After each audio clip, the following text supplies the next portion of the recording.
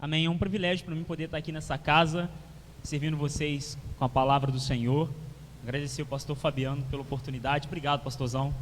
Obrigado por estar aqui, por aceitar que eu estivesse aqui. Deus abençoe muito a vida do Senhor, a casa do Senhor, sua família. O pastor Leandro mandou um abraço mais uma vez. Minha esposa está comigo. Gente, deixa eu apresentar o pessoal rapidinho. Minha esposa está ali comigo. É a mulher mais linda do mundo para mim, Bruna. Está ali com meu filho Kelvin Cauê. Bruna está grávida de 5 meses, é uma bênção, tá? Estamos muito felizes. Tem uma equipe comigo aí também, time do Connect, uma galera boa aí, Thiago, homem de Deus, Cássio William, não aceitou não me trazer aqui, gente. Eu ia vir de moto, arrumou briga comigo, não, eu vou te levar lá. A esposa dele, Eliana, está aqui também. Fico muito feliz essa galera estar aqui comigo, são amigos de ministério e o fardo se torna mais leve, né? Eu recomendo você ter pessoas na sua caminhada que te ajudem, que te auxiliem, que te instruam para se tornar mais fácil a caminhada cristã e que você faça com outros também, amém? A proposta hoje que eu queria trazer para vocês, eu queria ler 2 versículos, vocês bem simples. Texto bastante conhecido, Mateus capítulo 8.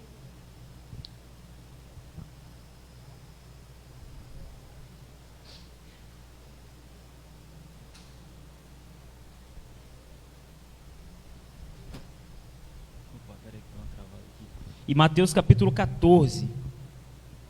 O 14 vai ser o mais importante, vai ser o texto base, tá? O 8 eu só queria dar uma olhada com vocês rapidamente, tá?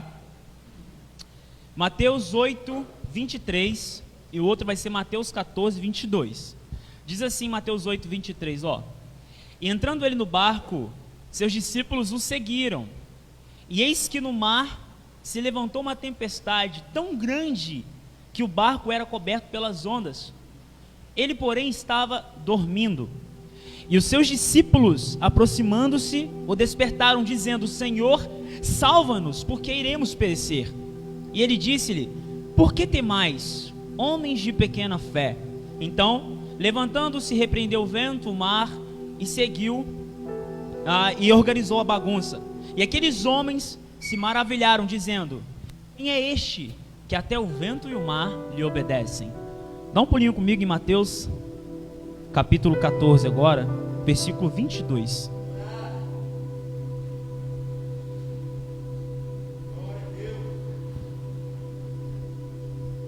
Mateus 14, capítulo 22. Eu vou ler para poder adiantar. Diz assim, ó: E logo ordenou Jesus que os seus discípulos entrassem no barco e fossem adiante para o outro lado, enquanto ele despedia a multidão. E, despedida a multidão, subiu a um monte para orar à parte, e chegando à tarde, ele estava ali sozinho. O barco estava já no meio do mar, açoitado pelas ondas, porque o vento era contrário. Mas na 4ª vigília da noite, dirigiu-se Jesus para eles andando por cima do mar, E os discípulos, vendo-o andando sobre o mar, assustaram-se, dizendo: É um fantasma, e gritaram de medo. Jesus, porém, lhes falou logo, dizendo: Tende de bom ânimo, sou eu, não temais. Respondeu-lhe Pedro e disse: Senhor, se é tu, permita-me ir contigo por cima das águas. E ele disse: Vem. Pedro, descendo do barco, andou sobre as águas para ir até Jesus. Mas o vento era tão contrário, e reparando na força da tempestade, começando a afundar, teve medo.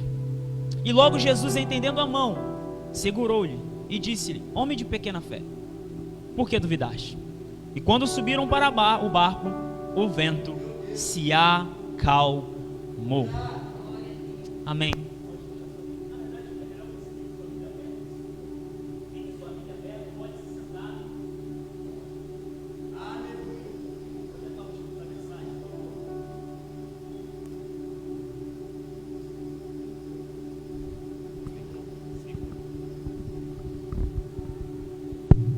Obrigado, amigo. É um texto bastante conhecido. Pedro caminha pelas águas, de encontro a Jesus e afunda. É um dos milagres de Jesus que mais ficou famosos por ter o fato de andar por sobre as águas, quebrando a ciência, sabe? Mas apesar de ser um texto bastante conhecido, eu tenho uma proposta para nós essa noite. Gente, eu vou ser sincero, eu não sou pregador, é o Espírito Santo quem ministra. E a proposta hoje é que você abra o seu coração a ponto de permitir que o Espírito Santo entre e acalme a tempestade que pode estar dentro de você. O título dessa mensagem é: Jovem, por que você parou? E vamos adaptar numa linguagem também mais tradicional. Por que você que está me ouvindo agora parou? Apesar do tema ser o caminho, parece contraditório trazer um mar para um caminho. O primeiro código que eu quero deixar com você nessa noite é o seguinte: não importa aonde seja, Jesus é o caminho em qualquer lugar que ele estiver. A primeira chave que você precisa entender que não importa onde você vá, não importa o que você faça, não importa como você esteja, independente da sua situação, Jesus não vai deixar de ser o caminho. Independente do que você faça, ele vai continuar sendo o caminho. Pois bem, na primeira passagem dessa tempestade, a Bíblia diz que Jesus convida os discípulos: seguem ele, vamos embora, entra no barco, vamos atravessar.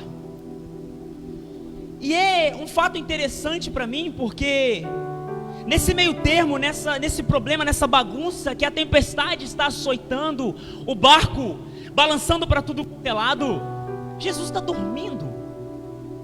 Em Mateus 8, Jesus está dormindo. E isso me chamou muita atenção. Falei, cara, tem alguma coisa nesse texto. Não é possível. Tem que ter alguma chave aqui para a minha vida.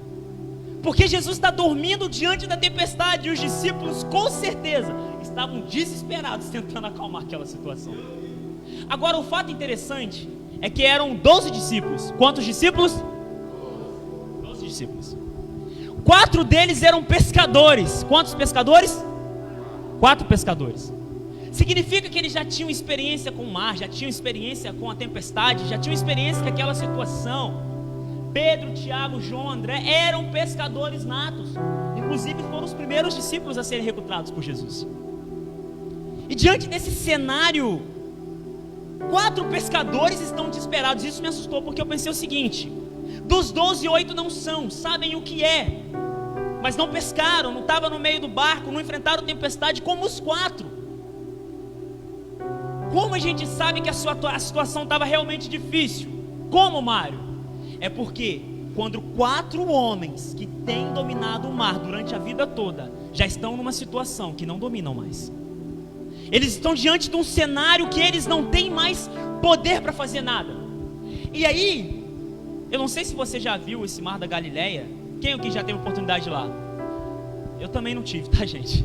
Eu olhei no Google e deu para ver a foto do mar. Eu recomendo você olhar lá. Acontece um fator interessante. Não ter tempestade ali não é normal. Tem tempestade, porque o mar, que a gente conhece como lago, né? Mar era a linguagem da época que eles iam falar, tem uma extensa planície, mas existem várias montanhas ao derredor. E o que acontece? O vento frio desce, o vapor sobe quente, e isso causa algo que a gente conhece como choque térmico, fazendo com que as ondas se balancem. Mas existe outra coisa interessante também: o vento que vem do leste, seguindo com o oeste, batem ali no meio e fazem uma tempestade acontecer. Então o cenário era normal acontecer tempestades no mar da Galileia. Agora, o que me chama a atenção não é os discípulos acordarem Jesus. O que me chama a atenção é o motivo que levou eles a acordarem a Jesus. Espera aí, Mário, eu não estou entendendo. Me explica essa situação melhor, eu preciso entender isso. Presta atenção. No capítulo 5, Jesus diz o sermão do monte. No capítulo 6, Jesus ensina eles a orar. No capítulo 7, Jesus vai dar várias instruções, vários milagres vão acontecer. E nesse capítulo 7, Jesus vai ensinar: sejam perseverantes na oração. Aí eu fiquei pensando, meu Deus, capítulo 5 tem instrução, capítulo 6 tem instrução, capítulo 7 tem instrução. Jesus está andando, está caminhando, está ensinando. No capítulo 8, esses homens estão desesperados. O que aconteceu? Os discípulos esqueceram de uma coisa, uma chave fundamental. é que no capítulo 5 Jesus estava investindo e colocando algo dentro deles. No capítulo 6 Jesus estava colocando algo dentro deles. No capítulo 7 Jesus estava colocando algo dentro deles. Mas quando chega no capítulo 8, não era hora de Jesus colocar nada dentro, era hora deles colocar em prática aquilo que eles aprenderam com Jesus lá atrás. Peraí, eu não entendi esse código, Mário. Deixa eu falar com você. Enquanto você não botar em prática aquilo que o Pai já ministrou em você lá atrás, você não vai passar pela tempestade. E muitas das vezes você vai parar no caminho. A instrução veio lá de trás. Teve um passo a passo de Cristo, teve um tutorial. E mesmo assim, quando chega no capítulo 8, eles ficam desesperados. Mas calma, a cereja do bolo vem aqui. Eu pensei o seguinte: eles chegam e falam, mestre, acorda, a situação está difícil. Gente, eu posso imaginar, a Bíblia não diz essa parte, mas eu posso imaginar, antes deles acordarem Jesus, toda a galera olhando para Pedro, olhando para João, olhando para Tiago e para André, falando, cara, vocês são pescadores, é vocês que tem que tomar conta dessa situação, a gente não sabe fazer isso. Aí eu imagino Pedro olhando para Tiago, aí olha para João, olha para André e fala assim, rapaz, o negócio está feio pro nosso lado, eu acho que não dá pra gente não. João, vai lá, chama ele, você tem mais moral, você tem mais contato. Mas diante disso, de tudo aquilo que eles vivenciaram com Jesus, eles não foram chamar ele desse jeito. Eles chegaram assim, falaram assim, mestre, se o senhor não for fazer alguma coisa, todos nós vamos perecer. O que levou todos os discípulos a acordarem Jesus no meio da tempestade não foi a confiança que eles possuíam nele, foi o desespero que eles estavam. E aqui tem algo poderoso e algo perigoso para nós. Quando tem o desespero, quando você já tentou fazer de tudo e nada deu certo, quando você já tentou resolver de todas as maneiras e nada adiantou, aquele filho ou aquela filha problemática que você tem dentro de casa, você já conversou com o pastor, com o líder, procurou psicólogo, foi atrás de um, foi atrás de professor, conversou com o irmão, conversou com o primo, não deu certo, aí fica tão desesperado que você fala assim, ó, não tem jeito para esse menino, não tem jeito para essa menina. Ei, não tem jeito para você que está com o coração duro. Aí você pega e fala assim, ó, agora que não tem jeito, eu estou tão desesperado que eu vou falar com Jesus. Meu Deus do céu. Aí Jesus está falando assim, gente, aonde essa pessoa está, que eu estou parado aqui há tanto tempo esperando ela vir me acordar, só que ela está caçando jeito de resolver do jeito dela. Ei, peraí. Então eles chegam desesperados até Jesus. Acorda ele. Aí Jesus levanta. Gente, o que está acontecendo? Eu imagino quando Jesus acordou, ele olhou para a galera. Gente, o que foi? O que está acontecendo? Por que vocês estão tão desesperados? Eu quero saber, me explica. Ah, Jesus, eu imaginei falando com eles, né? A gente tem que imaginar. Não, Jesus, não deu certo. Pedro foi para o leme, João foi para a popa, o outro tentou pegar a embarcação, o outro fez isso, jogou água que estava entrando dentro do barco, não deu certo, resolvemos te acordar. Aí eu imagino Jesus falando assim, só depois que você cansou de tentar do seu jeito, você veio me acordar para resolver a situação? Ah, depois que você já tentou fazer com a sua mão, da sua maneira, agora você vai tentar me acordar para poder resolver a situação. Mas fica tranquilo, eu vou resolver. Sabe por quê?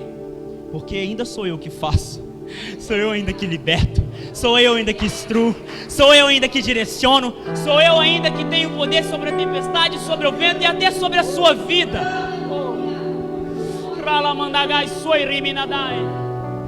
Aí dentro dessa situação, eu fico imaginando, gente, no capítulo 6 eles aprenderam a falar.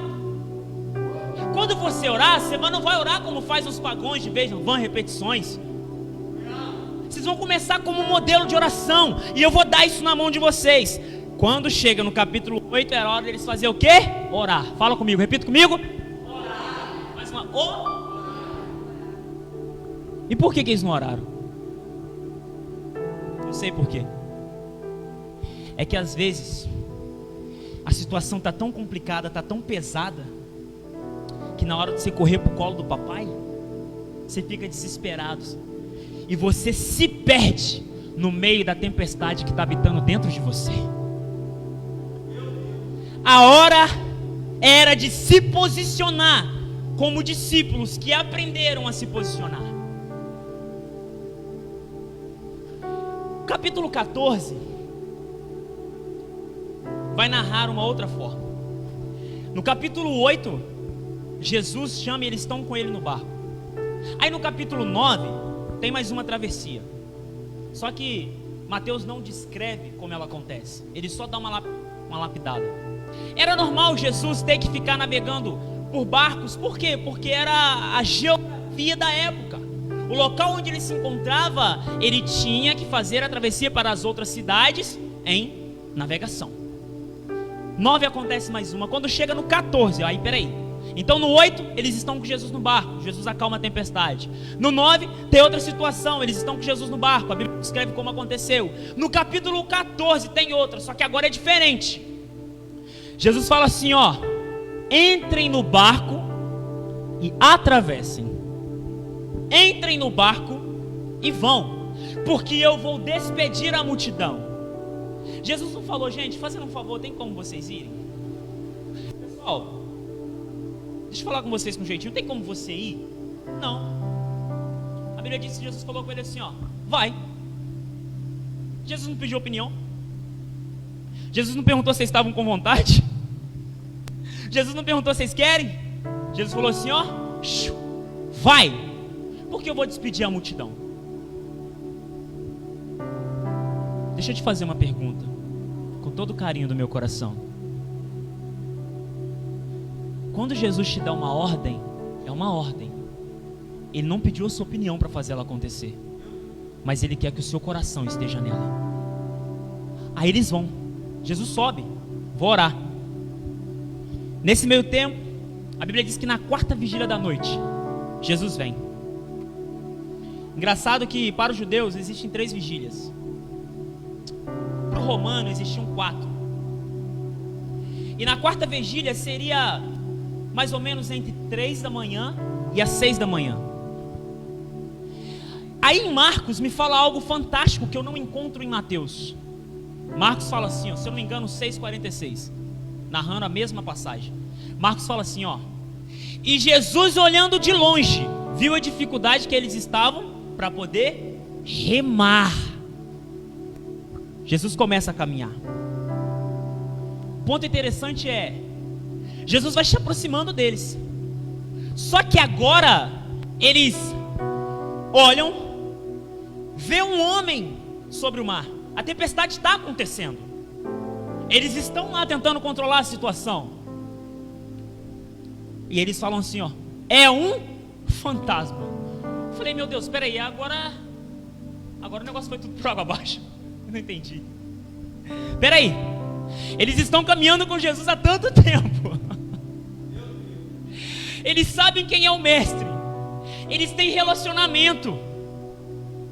Por que eles acharam que é um fantasma? Gente, deixa eu falar para você. Não basta só estar junto. Não basta ter só relacionamento. Se não tiver intimidade, você não vai saber quem é Jesus nunca. Eles olharam e disseram: é um fantasma. Uma vez, quando eu era menino, tive muitos problemas familiares. Eu não fui criado com meus pais. Estou abrindo meu coração para vocês aqui. Eu não fui criado com meu pai e com a minha mãe. O pouco tempo que eu morei com eles foi um tempo muito problemático para mim. Eu lembro que, por volta de 9 anos de idade, eu comecei a ter acesso à pornografia por causa da minha mãe.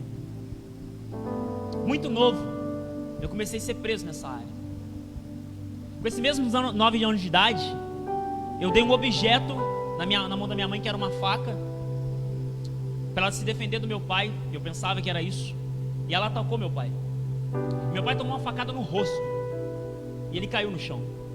Eu lembro quando ele se levantou, ele olhou para mim e falou assim: filho, você hoje ajudou sua mãe a tirar a vida do seu pai. Eu ainda era muito novo. E dentro desse cenário, dessa situação, eu não sabia quem era Cristo. Porque toda aquela minha família, no sistema que eu fui criado, eles iam em espiritismo, iam em macumba, iam. E eu fui criado nesse ambiente. Então, em alguns momentos, para mim me livrar das situações que a minha mãe me causava, eu pedia para os famosos guias da época, que eram demônios, mas eu não conhecia. E o grande ponto é que a minha situação nunca foi resolvida. E aí eu fui pro orfanato, morei na rua durante um tempo, mas com aproximadamente 12 anos de idade, teve uma aula sobre Cristo numa escolinha próxima e eu participei dessa aula. E lá a mulher ensinou a orar o Pai Nosso. Aí eu saí todo cheio. Agora? E aí quando eu cheguei em casa, eu levei uma costa da minha mãe tão grande. E ela me bateu tanto naquele dia. E eu lembro que eu sentei no chão, a gente era bem simples, né? E eu sentei naquele lugar e eu falei assim: hoje eu aprendi a orar, então eu vou orar. Só que eu não orei para Deus levar a minha mãe. Não. Meu pai já tinha ido embora. Nesse meio tempo eu já tinha saído de casa e voltado algumas vezes. Eu olhei para Deus e falei assim: Deus, o Senhor existe? Se o Senhor existe de verdade, eu vou te fazer um pedido. Por favor, tira de mim a vida que o Senhor me deu, porque eu nunca te pedi para ter ela. E eu estava sentado nesse lugar, a minha avó apareceu na porta, e eu comecei a orar: Senhor, acaba com a minha vida porque eu não aguento mais. Eu ouvi falar quem era Deus, eu aprendi a como falar com Ele, mas eu ainda não tinha relacionamento a ponto de conhecer quem Ele era de verdade. E nessa situação eu percebo que os discípulos estavam aprendendo, tendo que aprender o que é ter relacionamento. Porque quando eu sei que eu tenho relacionamento com Ele, eu sei como Ele se posiciona, eu sei o que Ele faz, e eu sei que Ele pode transformar. Mas quando eu não conheço, tudo o que eu sei, eu só acho, porque aquilo não acontece de verdade. Jesus vem e Ele grita para eles: olha, tem de bom ânimo, sou eu, não tem mais. Essa expressão sou eu, a gente vai lembrar, ela está ligada no Antigo Testamento, quando Moisés fala: Senhor, como eu vou falar, quem que eu vou falar para o povo de Israel lá no Egito, que quem me enviou? Aí Deus diz assim, Yahvé diz: você vai dizer que o eu grande eu sou te enviou. E aí quando Jesus chega, Jesus está testificando isso: olha, sou eu grande eu sou. Eu sou o Deus da tempestade, eu sou o Deus da embarcação, eu sou o Deus de você, eu sou o Deus daquilo, eu sou o Deus do outro. Sou eu sou o único Deus que existe. Tem de bom ânimo, não tema, meu filho. Só que aí Pedro faz algo fantástico, eu vejo muita gente elogiar e eu também gosto, vou ser sincero. Pedro fala assim: Senhor, se é tu, permita que eu vá. Peraí, se é tu, permita que eu vá. Aí muita gente diz assim: Mário, peraí, Pedro foi o único que andou sobre as águas depois de Jesus.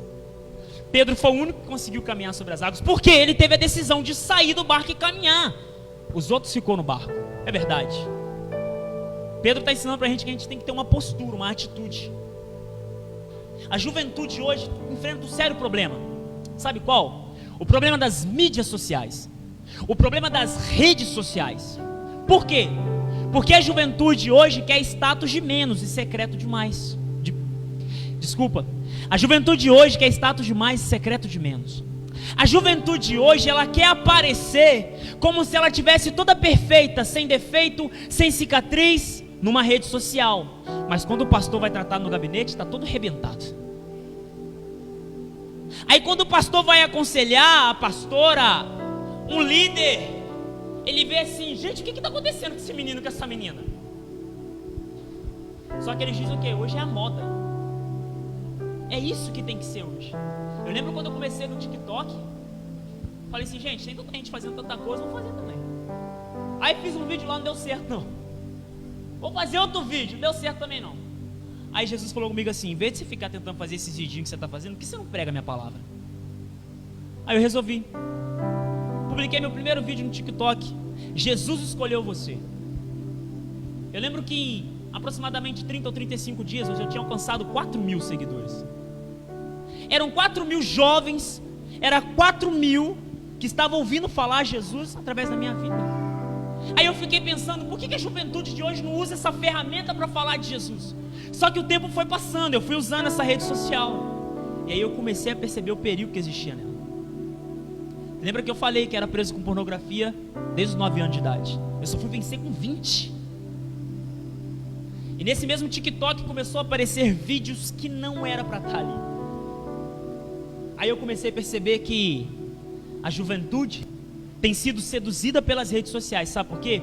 Porque essas redes sociais dão poder, força, status, dinheiro. E aí eu comecei a perceber que aquilo começou a me atrapalhar. Só que eu caí numa contradição. Ou eu deixo de falar quem é Jesus através das redes sociais e eu vou perder uma galera, ou eu deixo de usar as redes sociais para mim não perder de Jesus. O que eu fiz? Parei de publicar. Aí a gente estava no grupo do TikTok Cristão do Brasil, grandes TikTokers lá, homens e mulheres de Deus. Mário, por que você parou com os vídeos? Os vídeos eram tão legal. Eu sentia Jesus através da sua vida. Mário, o que aconteceu? Você parou de pregar? Mário, você desviou? Mário, você deixou de fazer? Eu não falei nada. Só que eu sabia que se eu não cuidasse de mim naquele momento, em pouco tempo, quem ia morrer sou eu. E aí, Pedro sai realmente para fora do barco e caminha por sobre as águas. Agora, o ponto que me chama a atenção é que ele começa a caminhar. Eu imagino aqui, ó, Pedro saindo e botando um pé para ver se vai dar certo. E aí firmou. Aí eu imagino ele puxando o outro pé. Cara, vai dar certo, agora eu vou. E Pedro começa a caminhar. Só que no meio do caminho, Pedro começa a olhar para a tempestade, para o vento. Eu imagino Pedro olhando para trás. Vocês estão aí, eu estou andando, gente. Aqui eu estou em cima d'água. Vocês não têm atitude não? Vocês não têm posicionamento? Eu sou Pedro, rapaz. Eu sou um cara que vou para cima. Eu arrebento tudo. E aí eu imagino Pedro tirando o olhar do barco. E quando ele volta, ele começa a ver aonde? Tempestade. E aí no meio do caminho, ele perde a visão que era Jesus. E começando a afundar. Ele estava com medo, gritou: Senhor, salva. Por que você parou? Vou te perguntar. Pedro foi o único que andou por sobre as águas, não foi? Mas foi o único que afundou nela também. De que adianta sair do barco, andar por sobre as águas, mas não chegar no seu objetivo, que é Jesus? Ei, juventude, deixa eu fazer uma pergunta para você. O que adianta você começar a se posicionar, mas você não dá continuidade no processo? O que adianta você começar a ter uma atitude, o que deveríamos ter como cristão, por postura do Senhor, jovens e juvenis, meninas e meninas que se posicionam, que são servos, que honram princípios, que honram valores, que cumprem prioridades diante do Senhor, meninas que não se dobram, meninos que não se curvam, uma juventude que é santa, liberta, eleita, que tem intimidade. Só que diante desse cenário que vivemos hoje, eles param de caminhar. Por qual motivo? Eu não sei. Aí alguns falam assim: mas foi o meu namorado que me largou. Aí eu dou vontade de falar assim: gente, menina, sério, você está parando porque o seu namorado te largou? É, porque está na mesma igreja que eu. Eu não vou continuar naquela igreja. Você vai para onde? Eu vou para outra, não vai nada, desvia. Vai lavar uma vasilha. Vai ajudar tua mãe em casa. Ei, menino, vai ajudar teu pai. Por que está parando? O caminho é um processo. O caminho não é o ponto final. O caminho é um processo que te liga até o ponto final. E se você iniciar e não terminar, de que adiantou? Nós precisamos aprender a viver processos, porque processos honram propósitos. Propósitos são algo definido pelo Senhor na nossa vida. Mas se não passarmos pelo processo, nós não vamos alcançar o propósito. Conversando com uma jovem, ela falou assim: Mário, qual é o seu sonho? Eu falei assim: eu tenho um sonho de ser pastor, desde criança. Queria ser padre, na verdade. Aí eu olhei e vi que padre não podia ter filho, né? Eu falei: esse negócio não é de Deus não, rapaz. Falei, pastor, isso não é de Deus não. Aí com o passar do tempo foi quando eu aprendi quem era Cristo, comecei a caminhar. Aí eu olhava os pastores e falava: pô, eu quero ser esse cara aí. Eu quero ser igual esse cara. Eu vi ele cuidando de gente, mas não era porque ele estava pregando no altar não, tá, gente? É porque eu vi ele cuidando de meninos que teve a mesma situação que eu tive. Aí aquilo ativou algo aqui dentro. Eu falei: gente, que negócio bonito, eu preciso fazer isso também. Quero ser pastor. Aí falei com ela: meu sonho é ser pastor. E ela falou assim: ai, que legal, Mário. Poxa, tal. Falei: é legal. E ela: como é que você está fazendo? Falei: eu estou fazendo isso, estou fazendo aquilo e tal. Falei: e você? Ela falou assim: eu também tenho o sonho de ser pastor. Ai, que legal. Mete a cara, vai para cima. O que você está fazendo? Nada. E por que você não está fazendo nada? Porque... Aí eu falei com ela: deixa eu falar com você. Você precisa definir aonde você quer chegar. Quando você define aonde você quer chegar, você sabe o que você tem que fazer durante o caminho. Aí eu comecei a optar: ou eu vou ver uma série na Netflix de 2 horas e perder 2 horas da minha vida vendo uma série, ou eu vou ler um livro. Ou eu vou perder tempo numa roda de pessoas que não estão conversando sobre Cristo, sobre quem Ele é e como gerar mais relacionamento com Ele. Ou eu vou passar mais tempo chegando perto do meu líder, chegando perto daquelas pessoas que são próximas deles, e falando assim: ei, qual que é a receita? Passa para mim a cereja do bolo. Eu fico imaginando quando o Elias fala para Eliseu: filho, você vai me perder daqui a pouco. Daqui a uns momentos eu vou ser tirado de você. Pede de mim o que você quiser. Aí Eliseu vai olhar e vai falar assim: eu quero porção dobrada do seu espírito. Aí muita gente pensa assim: mas Eliseu era meio louco, porque se Elias fez 7 milagres e foi usado na autoridade que foi, como Eliseu ia se comparar? Só que eu acredito que quando Eliseu pediu isso para Elias, ele não pediu com o olhar simplesmente do que Elias fez. Ele pediu do olhar seguinte: Elias, eu sei que você foi muito usado por alguém, então se eu estou pedindo porção dobrada, é o que eu sei, porque esse cara pode fazer muito mais abundante além na minha vida. Aí, conversando com essa jovem, eu falei com ela: você precisa definir, você precisa ter estratégias. Só que durante a caminhada parou. E algumas pessoas que andavam comigo ficaram para trás.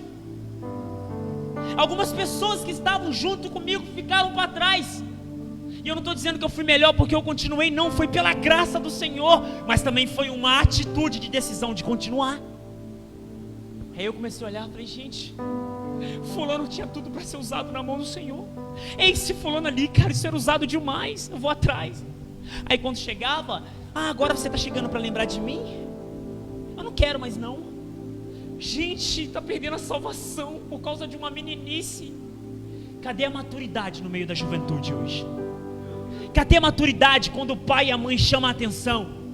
Cadê a maturidade quando o pastor chama para conversar e diz: é isso aí, está errado, fera. Está errado o quê, pastor? O problema de uma juventude hoje que tem se tornado muito rebelde e tem sido pouco sensível. Eu não falo isso como acusação, porque eu já passei por isso, já fui assim. E às vezes eles acham que pode fazer o que querem. Faz como Pedro: vou sair para fora do barco, agora eu vou ir. Pronto, comecei a andar, vou para cima. Só que aí começa a afundar. E quando começa a afundar, eu imagino eles perguntando: o que eu vou fazer agora? O pastor que caminhava comigo não está aqui. O líder que estava comigo não está mais. O seminarista que me instruía já não tem mais. Meu pai e minha mãe eu não consigo ver. Eu estou tão afundado nas porcarias que o mundo tem, que parece que não tem ninguém para me ajudar. E é diante desse cenário que algo fantástico acontece. Mesmo Pedro saindo do barco e afundando, mesmo Pedro sendo ousado e sendo também o único que afundou, Jesus não deixou de ir em direção até ele. Se no meio do caminho você se perder, deixa eu falar com você, você só precisa fazer assim, ó: socorro, vem me ajudar porque o negócio está feio. Se diante do caminho você deixar de ser quem você é, você pode voltar atrás. Por quê? Porque enquanto você tem indo isso aqui, ó, enquanto você está respirando, tem jeito. Mas depois que você parou de respirar, já era. Lá na nossa igreja, um jovem começou a caminhar. E ele era como se fosse um Pedro da vida. Ele era bem, ia para cima. Um dia ele falou assim: Mário, quero cantar no altar da igreja. E ele falou assim: cara, calma, vamos dar uma trabalhada. Ele ainda estava vindo do mundo, todo um processo, pastor, largando as drogas e tal. Mas vamos devagar, você vai chegar lá, eu vou te ajudar. E Deus ministrou no meu coração: vai para cima com esse jovem. Vai para cima com esse jovem, vocês vão tocar o terror na terra. Eu falei: então vamos embora. E comecei a caminhar com ele. Só que aí algumas posturas dele não estavam condizendo com aquilo que a gente estava se dedicando. E durante um certo tempo da caminhada ele começou a se afastar, e eu comecei também a deixar para lá. E um dia eu estava em casa e a minha esposa, quando eu cheguei, ela falou para mim assim: amor, aconteceu algo muito sério. O que aconteceu, filha? Não tem um jovem tal? Ele tem. Acabou de levar uma facada. Naquele momento meu coração se encheu de tristeza, medo e de vergonha. Aí eu ajoelhei. Foi a primeira ação que eu fiz. E comecei a orar. E falei: Espírito Santo, dá tempo. Espírito Santo, não deixa ele afundar, não.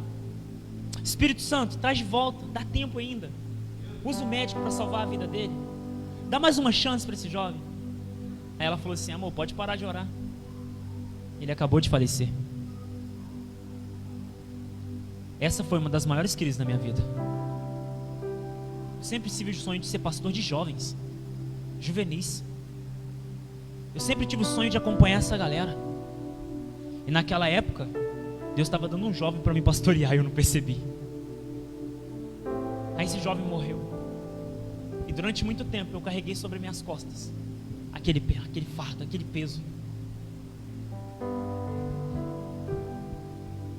Qual a tempestade que você vai esperar chegar na sua vida para você se manter firme no caminho? Qual o processo Jesus vai ter que levar você a viver para você se manter firme na caminhada? Qual é a experiência que você vai precisar ter com Deus para poder realmente, de fato, se entregar para Ele? Pedro começou a afundar. E aí Jesus chega e faz isso aqui, ó. Aí eu imagino Pedro olhando. A Bíblia não diz isso aqui, mas eu imagino Pedro olhando para Jesus e falando assim: cara, isso é fantástico. Lá atrás a gente passou uma tempestade com o Senhor. Lá atrás a gente viu o Senhor fazer algo, a gente sabia que o Senhor poderia realizar. Mas eu não sei que depois de ver tudo isso, o porquê que nesse momento agora a minha fé não permitiu de caminhar. Por que ela foi tão pequena, eu não sei. Aí eu imagino Jesus olhando para ele, dizendo assim: Pedro, fica quietinho, vem. Me dá a mão para me tirar você do fundo do mar. Pedro, se acalma o coração. Me dá a mão. Sabe por quê? Porque ao afundar é função minha e sua. Agora te tirar você lá de baixo, só Ele pode fazer. Enquanto você de fato não entregar para Jesus quem você é de verdade, Ele nunca vai operar na sua vida como Ele precisa. Diante desse cenário, nós vemos que nós vamos ser lembrados por duas posições. A primeira posição é alguém que andou por sobre as águas. E talvez você queira ser lembrado sim. A segunda posição é alguém que afundou andando sobre as águas. Mas eu te pergunto com muito carinho: em qual posição você quer se colocar? Você quer ser aquele cara, ou aquela mulher, aquele jovem ou aquela juvenil, que saiu do barco e começou a caminhar, e foi para cima, mas durante a tempestade afundou? Ou você vai ser aquela pessoa que saiu do barco, não permitiu que as ondas te atrapalhassem, não permitiu que o vento te atrapalhasse, não permitiu que a orfandade te atrapalhasse, não permitiu que as dificuldades do mundo te atrapalhassem, e você chegou até Jesus? O problema hoje é que a gente espera os outros fazer aquilo que nós temos que fazer primeiro. Eu vou esperar alguém fazer por mim aquilo que eu preciso fazer. Só que nesse meio tempo, a tempestade ela continua batendo. O foco aqui não é a tempestade. O foco aqui é olhar para quem é o caminho. João 14,6 vai falar: eu sou o caminho, a verdade e a vida, ninguém vai ao Pai a não ser por mim. Aí João 8,32 vai dizer: conhecereis a verdade, e a verdade vos libertará. Juventude, a proposta para mim e você é nos tornar uma juventude que não se dobra diante da Babilônia que está sendo pregada lá fora. A proposta para mim e você é se manter firmes diante de qualquer situação que venha. É honrar princípios, valores, é se guardar para o casamento, é honrar pai e mãe, é se posicionar aonde estiver, é não se dobrar, é não se curvar, é não viver de acordo como todo mundo está vivendo lá fora. Porque se fosse para vivermos como todo mundo vive lá fora, não precisaríamos estar aqui dentro. Se fôssemos para viver como o mundo vive, para que aceitamos Jesus? A proposta do Evangelho é transformar você, a sua história, e te impactar para transformar a geração que está lá fora. Só que o problema é que você está parando por causa de uma tempestade.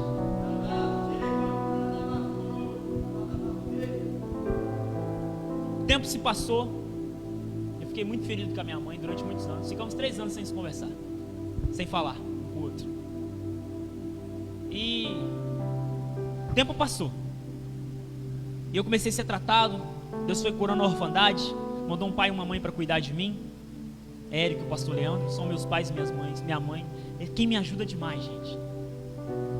E foi através disso, eu fiz um Peniel, que eu consegui chegar em casa um dia. Eu fui lá na casa dela, quer dizer, lá no morro. E eu falei assim, olhei no olho dela e falei assim: mãe, eu te amo. Foi a primeira vez que eu consegui falar um eu te amo para minha mãe. Mas sabe por quê? Não foi porque eu fui bom. Não vale nada, gente. Foi porque eu permiti que esse caminho que desceu do céu, se entregou numa cruz pela minha vida, me transformou a ponto de tirar o rancor, o ódio e colocar aqui dentro o amor. E ir lá, dar para o outro aquilo que ele nunca me deu de verdade.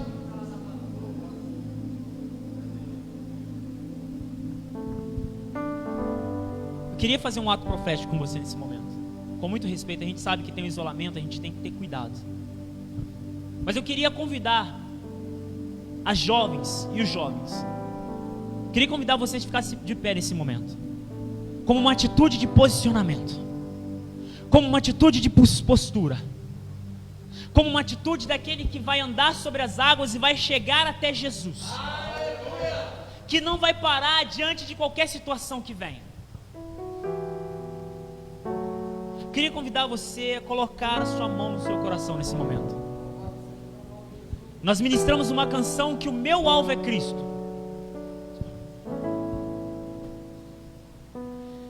Essa canção fala que o meu alvo é Cristo. Então, se eu inicio no caminho, eu tenho começo, meio e fim. E eu preciso chegar no fim desse caminho. O fim é o céu que nos espera. O céu espera eu e você. E como jovens e juvenis do Senhor, eu quero propor a você que o seu alvo seja Cristo.